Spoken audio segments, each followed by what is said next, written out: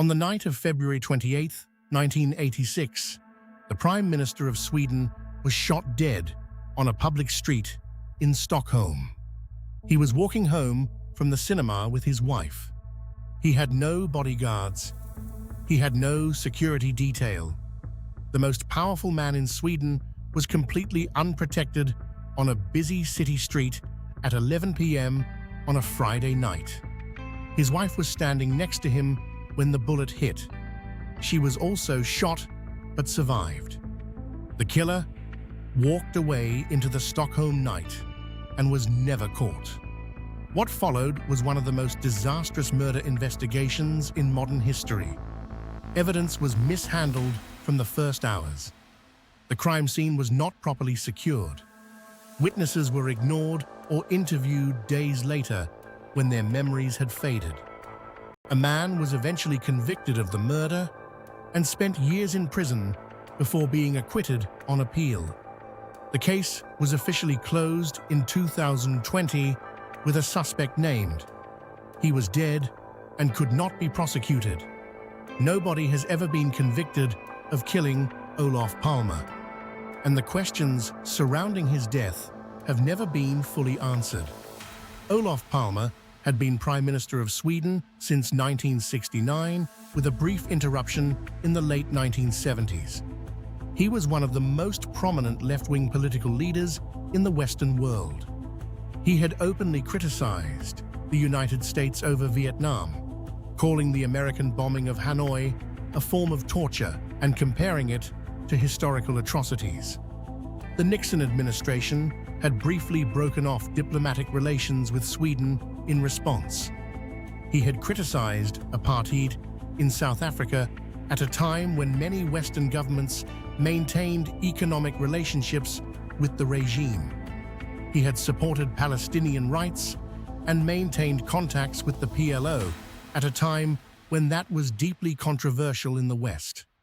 He had also played a significant role in international arms negotiations and had access to intelligence about weapons deals involving multiple governments, including South Africa. In the years before his death, Palme had been working to mediate in the Iran-Iraq war and had been involved in sensitive negotiations that touched on arms sales from multiple countries. These activities had made him enemies across the political spectrum internationally. On the evening of February 28, 1986, Palme decided at the last minute to attend the cinema with his wife, Lisbeth, and his son and daughter-in-law. The decision was spontaneous. His security detail had been given the night off. After the film, Palme's son and daughter-in-law left separately. Palme and his wife began walking toward the subway. At 11:21 p.m. on Sveavägen, one of Stockholm's busiest streets, a man approached from behind and shot Palme once in the back with a .357 Magnum revolver. Palme fell to the ground. The killer fired a second shot that wounded Lisbeth Palme. Then he ran. Several witnesses saw a man running from the scene. Their descriptions varied significantly. The response of the Swedish police in the first hours after the shooting has been described by subsequent investigators as catastrophic. The crime scene was not properly cordoned off. Civilians walked through the area before forensic examination was complete. The murder weapon was never found. Witnesses who had been at the scene dispersed before their details were taken. A key piece of surveillance footage from a nearby camera was not retrieved for days. By the time investigators had established basic procedures, the crime scene had been compromised beyond recovery. The investigation that followed lasted decades and became one of the most expensive and consuming in Swedish history.